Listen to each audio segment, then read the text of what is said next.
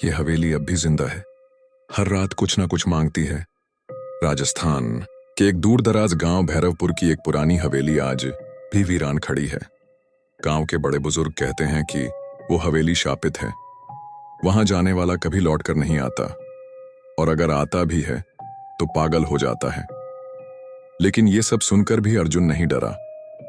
वो एक युवा फोटोग्राफर था जो भूतिया जगहों की तस्वीरें खींचने और वहां की कहानियों को रिकॉर्ड करने का शौक रखता था।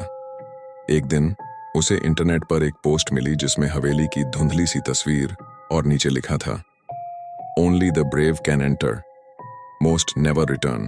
अर्जुन को एक नई कहानी मिल चुकी थी। पहला दिन, भैरवपुर का डर। अर्जुन जैसे ही गांव पहुंचा, वहां के लोग उसे अजीब निगाहों से देखने लगे। एक बूढ़ी औरत पास आई और बोली, बेटा मत जाओ उस हवेली में, वो जाग उठेगी। अर्जुन मुस्कुराया, आंटी ये सब अफवाहें होती हैं, मैं बस तस्वीरें लूंगा और वापस आ जाऊंगा। लेकिन उसे नहीं पता था वो हवेली अफवाह नहीं, एक जिंदा साया थी। रात का डर। हवेली के अंदर अर्जुन शाम को ही हवेली पहुंच गया। दरवाजा धकेला तो झंग लगी आवाज के साथ खुला। अंदर अजीब सन्नाटा था, जैसे हवेली उसे अंदर बुला रही हो। हवेली की दीवारें खुरदरी थीं, जगह जगह खून जैसे धब्बे थे। एक झूला खुद ब खुद हिल रहा था, जैसे कोई बैठा हो। अर्जुन ने कैमरा निकाला और क्लिक करना शुरू किया, लेकिन तभी उसे कैमरे में एक साया नजर आया। इंसान की आकृति थी, लेकिन उसका चेहरा नहीं था। अर्जुन ने पीछे देखा, वहां कोई नहीं था। मध्य रात्रि, आत्मा की दस्तक। रात के करीब 2 बजे अर्जुन ने सोचा कि क्यों ना यहीं एक रात बिताई जाए। वो पहली मंजिल पर गया और एक कमरा चुना। जैसे ही वो आराम से बैठा, दरवाजा अपने आप बंद हो गया। हवा बंद थी, लेकिन खिड़की पर लगे पर्दे अपने आप उड़ने लगे। फिर अचानक किसी के भागने की आवाज सीढ़ियों पर गूंजी। अर्जुन डर गया। टॉर्च जलाकर उसने देखा, कोई नहीं था।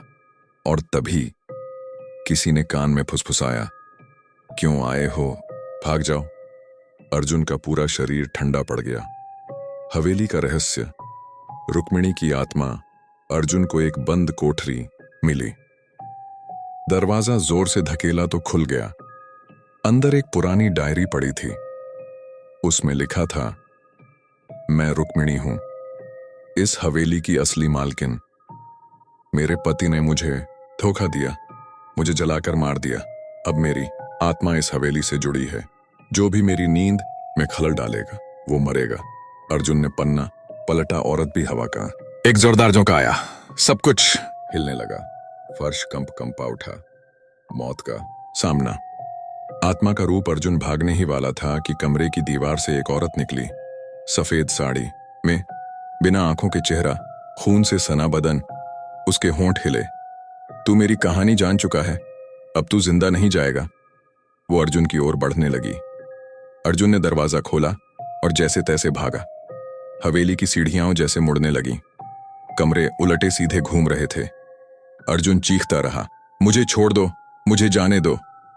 और फिर अंधेरा। अर्जुन की वापसी, लेकिन अधूरी। अगली सुबह गांव वालों ने हवेली के बाहर अर्जुन को बेहोश पाया। जब उसकी आंख खुली, वो चुप था, बस एक ही बात बार बार बोल रहा था, वो अब भी मेरे साथ है, वो मेरी आंखों से देख रही है। अर्जुन फिर कभी कैमरा लेकर नहीं निकला।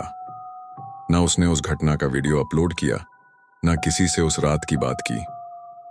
आज भी हवेली वहीं है। गांव के लोग कहते हैं कि आज भी रात के 2 बजे हवेली से किसी के रोने और झूले के हिलने की आवाज आती है। कोई अब वहां जाने की हिम्मत नहीं करता। क्या आप उस हवेली में जाना चाहेंगे?